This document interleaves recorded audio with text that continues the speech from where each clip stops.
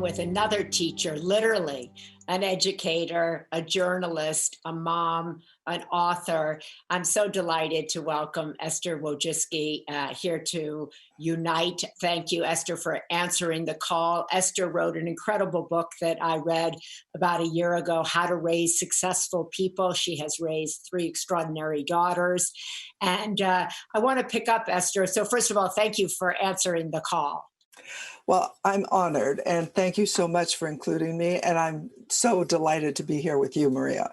Well, you talk a lot about successful people, and this program is talking about uniting the world, uniting the country. And we were talking, as you were just hearing, about how to unite yourself. And I know you believe that really you have to unite yourself, care for yourself before you can raise a successful person. You have to first raise yourself. That's right. So in the book, I had put together an acronym to try to help people remember what's important. And the acronym is TRIC, and it stands for trust, respect, independence, collaboration, and kindness. And I say that the first person you need to trust is yourself. You need to trust and respect yourself, because if you don't, you won't be able to be a model, first of all, for your children, and you won't be able to do the things that you're hoping to do in life. Because everybody asks, what is a successful person? Mm-hmm. And my philosophy is that a successful person is somebody that feels empowered to follow their dreams. And their attitude is just a little thing, but it makes a huge difference. And so your attitude and your feelings and trust for yourself and respect for yourself make a huge difference in how you're going to interact with yourself and with other people. So many people, Esther, were not raised to respect themselves, to trust themselves. And they're now in this moment, they're at home, they're reflecting, and they want to come out with post-traumatic growth as opposed to trauma, as opposed to stress. How do you advise people to begin that process of respecting themselves, trusting themselves, treating themselves with kindness? Because we know that how we treat ourselves is indicative of how we will treat others. That's right. So it's hard to do that. And I think a lot of people spend their adult years trying to do that. And one suggestion that I've used and was just suggested again here in California was to do journaling.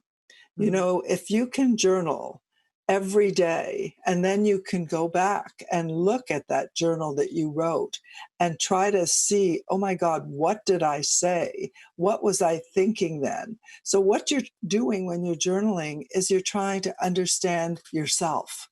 And journaling gives you that opportunity to do that. And of course, it'd be great if, you have an opportunity to have a therapist or somebody like that, but not everybody has that. Right. And right now, life is kind of stressful for all of us. So I've actually taken up journaling again. I find it's really useful. And, you can either write it in a notebook or you can just go online and keep track of it, Google Docs or wherever you like to, Microsoft Word, whatever you like to do. It's really useful. It's interesting to me that kind of coming out of this time when everybody has been sent to their room, so to speak, that perhaps we'll be talking less about success in the material world and more about internal success, about what it means to be a unified person, what it means to be a whole, complete human being.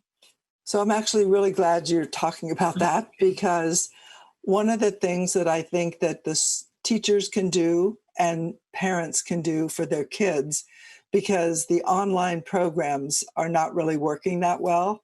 It's really tough for the teachers and really tough for the parents. Yeah. But one of the things that they can work on is themselves and these social emotional skills of trusting yourself, trusting your child to be able to do some of the things around the house to help you, treating your children as part of a team. and bringing together, it's a community. We're all working on this together. And that's what I've always tried to do in my classroom. The students always have a sense of community. We're all working on a project, was a newspaper in this case, that they all felt in- incredibly attached to, or a magazine or whatever. So I think parents parents can bring this together. They need to model it. This is One an of the opportunity. yeah, one of the things going into this pandemic is we heard so much about the division, particularly in our country, but about the hatred, the rage, the divisiveness everywhere, right? And so, how do you recommend that we come out with qualities and skills that we want in a uniter? People that are kind, that are trusting, that are independent and yet interdependent and are part of a we and not just individually focused. Again, I think it's part of the modeling that we do, and maybe we're subconsciously modeling it or talking to our children about it. But like one of the things that I'm incredibly proud of is that my students, I'm still a teacher at Palo Alto High School. So um, great. what they have done is they decided instead of fundraising for their newspaper, they were going to fundraise for people that didn't have food. And so they put all their efforts into fundraising for what is called Second Harvest. Right. And they raised $1,000 in about 3 days. And I mean, it makes me, it just gives me, makes my hairs on my back stand up. Um, just thinking about how compassionate and how empathetic they all are by doing this. And this builds on it. They behave like this, and then they talk to their friends, and so the whole community starts to feel like they're more of a community. We all care about each other, and not we're just caring about ourselves. You know, So people have said to me, like, okay, well, everybody's talking about empathy and kindness and compassion now, but it's going to go away when this is all over. Everybody's going to go right back to where they started. I don't think so. What do you think? I don't think so. First of all, this is the huge opportunity. I mean, it's a tragedy, but a huge opportunity to change the way we've been teaching for the last 500 years. This is incredible opportunity. And so we are not going to go back that way at all. Actually, I started a blog last week called Woj Way, WOJ, my first three letters of my name, wojway.com, Uh huh. to give parents ideas of what they can do with their kids to try to encourage this behavior, where you're more concerned about developing a sense of community, caring, compassion, empathy, and not so much caring about that homework that you might have somehow not been able to do. Because parents are like, they're so upset they can't do the homework. And does it really matter? I really wonder. Well, that's a really good. And finally, let me ask you that kind of. We were just talking to Dr. Shivali about the pressure that kids feel, the depression that they feel, the anxiety they feel. You're now saying, as an educator yourself, does it really matter? Um, what will matter coming out of this?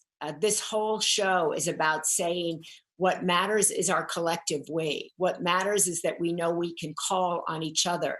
What matters is the compassion and love that we have for one another. That's right. The compassion and love we have for one another. And what also matters is learning how to be a self learner. That is what school should have been teaching all along.